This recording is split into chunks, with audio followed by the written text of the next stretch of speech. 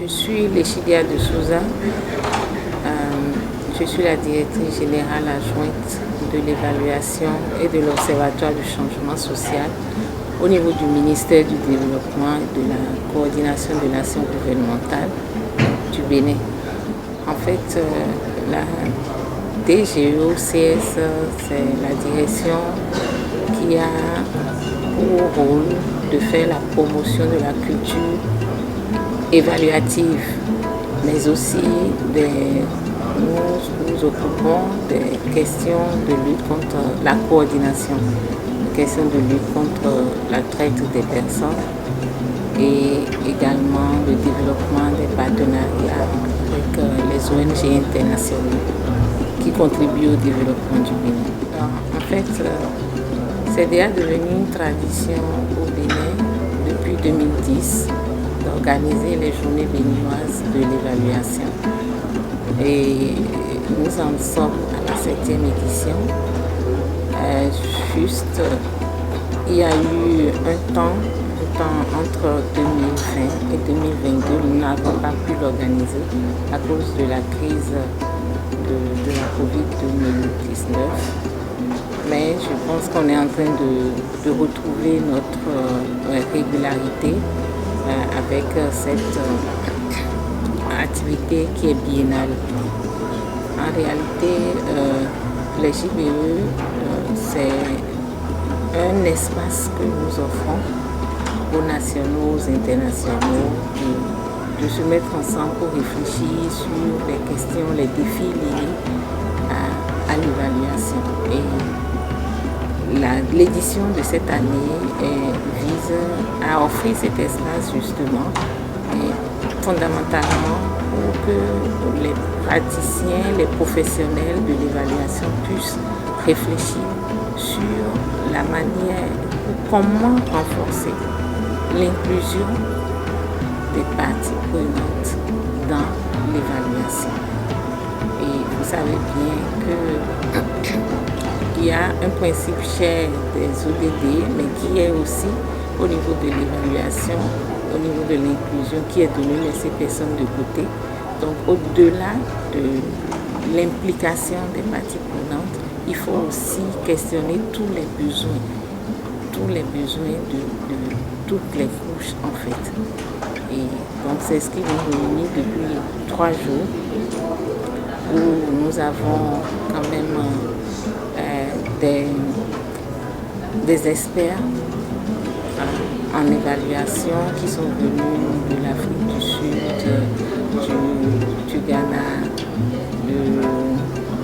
du Cameroun, du Gabon,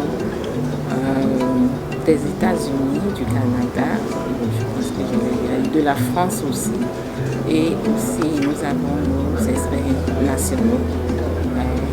Et nous sommes environ près de 200 à échanger depuis avant-hier et sur un certain nombre de thématiques liées à l'inclusion. Et nous avons développé 8 panels et au-delà de ces panels, nous avons eu aussi des sessions parallèles avec un atelier sur l'intelligence artificielle, mais aussi des juniors en évaluation qui ont concouru sur la présentation de posters par rapport à la thématique, au thème central des journées béninoises de l'évaluation. Et donc, ils ont fait leur présentation devant un jury et qui se sera primé. Les 2-3 premiers vont être primés au cours de la cérémonie de gala que nous organisons dans la soirée d'aujourd'hui après la clôture. Et en fait, toujours dans le cadre de l'institutionnalisation de l'évaluation au Bénin, nous avons eu la chance en 2024, une loi cadre sur la planification du développement et sur l'évaluation des politiques publiques a été adoptée par les parlementaires. Et puis nous sommes en train d'élaborer les décrets d'application. C'est déjà même élaboré, on est en train de les finaliser pour quand même avancer davantage dans la promotion de l'évaluation. Et avec cette loi, obligation est faite à toutes les structures publiques de prévoir dans leur budget les financements, le budget pour d'allouer des ressources, de prévoir des ressources pour l'évaluation des programmes, des projets.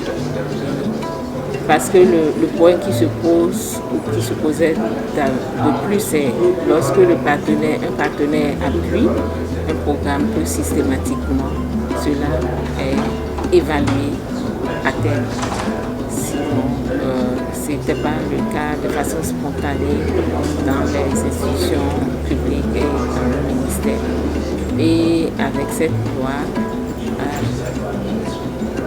cette obligation fait que désormais les ministères ne peuvent plus actualiser ou élaborer d'autres documents sans procéder à l'évaluation de ce qui est arrivé à terme. Et l'assurance ou le suivi de cela se fait au niveau de la Direction générale des politiques de développement aussi. Et tant que, par exemple, vous avez un plan stratégique, il y a une politique qui a été à terme et que ça doit être actualisé. Bon, en fait, désormais, obligation est faite à tout ministère, toute institution de la République de procéder à l'évaluation de façon systématique des documents de stratégie qui arrivent à terme avant leur actualisation et beaucoup plus que ça. En réalité, la fonction de l'évaluation est en train d'évoluer, je veux dire, au niveau de la direction avec pas mal de dispositions, de mécanismes mis en place. Mais je voudrais mettre l'accent sur le volet renforcement de capacité que nous effectuons avec l'appui de nos partenaires. Et déjà, on avait un guide méthodologique d'évaluation qui a été adopté en Conseil des ministres en 2017. Et nous avons, en éprouvant ce guide, senti le besoin de l'actualiser pour permettre quand même, pour actualiser le contenu et en profiter pour prendre en charge un certain nombre d'éléments. Et ce guide est en cours d'actualisation avec l'appui de Training Belly. Et je pense que l'année prochaine, 2026, nous allons finaliser cela. Nous avons, sur cette base, des renforcements de capacité que nous avions eu à développer avec les ministères, avec les structures étatiques pour les renforcer sur déjà ce que c'est que l'évaluation, mais aussi l'élaboration des thèmes de référence d'une évaluation. Parce que lorsque la base est faussée, c'est sûr qu'on ne peut pas atteindre les objectifs d'évaluation. Qu'est-ce que j'ai voulu dire par là? Nous avons déjà reçu des thèmes de référence qui sont comme toute autre étude. Il n'y a pas de portée de l'évaluation, pas de critères d'évaluation, rien du tout. Et lorsqu'on commande une mission d'évaluation avec des thèmes de référence à coup sûr, l'objectif n'est pas atteint. Et donc, on a renforcé les capacités des acteurs de la chaîne planification, budgétisation, suivi évaluation. Et aussi, nous sommes allés au niveau de de l'instance de décision où nous avons organisé un renforcement de capacité à l'endroit des directeurs de cabinet des ministères, mais aussi des secrétaires généraux de ces ministères-là. C'est très important. Et nous poursuivons avec CLIE Afrique francophone. Nous avons eu à développer une formation des formateurs.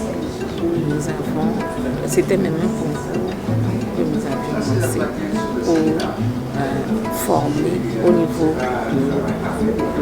des acteurs étatiques. Donc que ce soit au niveau des ministères, des institutions, au niveau des mairies.